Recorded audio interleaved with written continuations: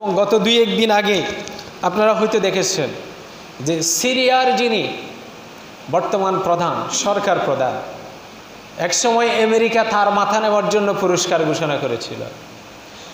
এখন আমরা 2-1 দিন আগে দেখলাম তার সাথে একটা আমেরিকার যে একটা চুক্তি হয়েছে, একটা বৈঠক হয়েছে এবং এখানে বিভিন্ন বিষয়ে তারা একটি চুক্তিবদ্ধ হয়েছে।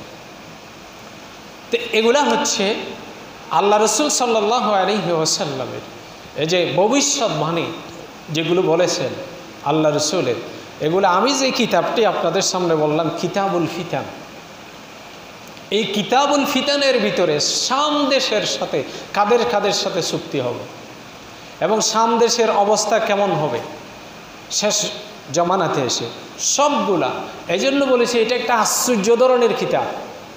কিতাবুল ফিতান নুয়াইম ইবনে হাম্মাদ রাহিমাহুল্লাহ আলাই, বাংলা তরজমা সহ আছে, যদি সম্ভব হয় কিনে নেবেন। এখানে প্রত্যেকটা বিষয় ভেঙে ভেঙে সাবজেক্ট অনুযায়ী, প্রত্যেকটা বিষয় অনুযায়ী, প্রেক্ষাপট অনুযায়ী একেবারে সূচিপত্র দিয়ে খুব সুন্দর করে হাদিসগুলো দেওয়া আছে। এগুলা যদি সম্ভব হয় পড়বেন, এগুলো জানার বিষয়। তা আমি যে কথাটি বলতে চাচ্ছি যে রোমানরা আমাদের মুসলমানরা যে একটা সময় বিজয় লাভ করবে, গত জমাতেও বলেছে আল্লাহ যে রাজত্বের মালিকের কথা বলা হয়েছে, রাজত্ব কখন কোন সময় কোন দিকে প্রেক্ষাপট পরিবর্তন করে দেয় সেটা জানে কে? যেমন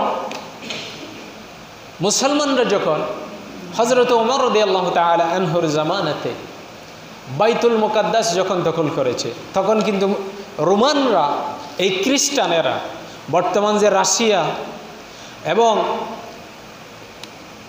তুরস্ক, ওখানে যে খ্রিস্টানেরা বসবাস করত, ওখানে কিন্তু এই রোমানরা, তাদেরকে বলা হয়েছে রোমান। সূরা রুমের মধ্যে যে রোমান সম্পর্কে বলা হয়েছে, এদের সম্পর্কে কিন্তু বলা হয়েছে।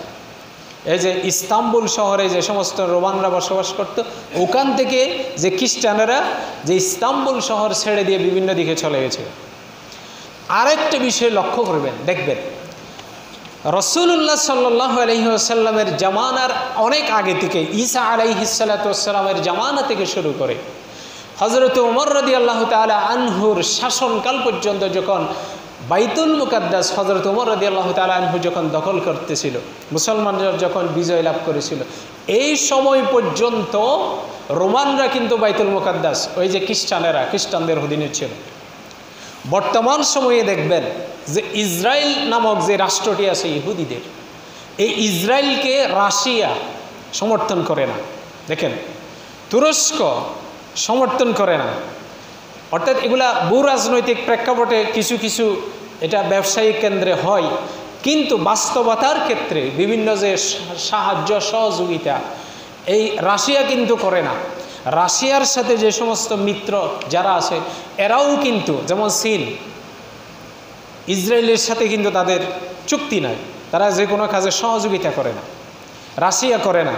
অর্থাৎ তার মানে এখানে বোঝা যায় যে কি কারণ কেন করে না, রাশিয়ানরাও মনে করে যে এই যে বাইতুল মুকাদ্দাস এটা তাদের অধীনে ছিল, কারণ এটা আমেরিকার কারণে এটা তাদের কাছ থেকে হাতছাড়া হয়ে গেছে। ইহুদিদেরকে এখানে জোর করে বসানো হয়েছে।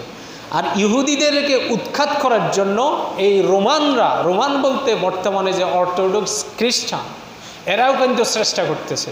এজন্য মুসলমানদের ভিতরে যে একটা তাদের সাথে চুক্তি আছে, মিত্রতা আছে, সেই প্রেক্ষাপট অনুযায়ী রাসূলুল্লাহ সাল্লাল্লাহু আলাইহি ওয়াসাল্লামের হাদিসেও কিন্তু এটা স্পষ্ট মিলে যাচ্ছে। কিয়ামতের আগে এটা মুসলমানদের সাথে চুক্তি হবে এবং কিভাবে যে বাইতুল মুকাদ্দাস আবার ফিরিয়ে নেওয়া হবে, রোমানরা চেষ্টা করবে এটা তাদের অধীনে যা খ্রিস্টানদের অধীনে, মুসলমানরা চেষ্টা করবে মুসলমানদের অধীনে আসো, এটা আবার চেষ্টা করা হবে।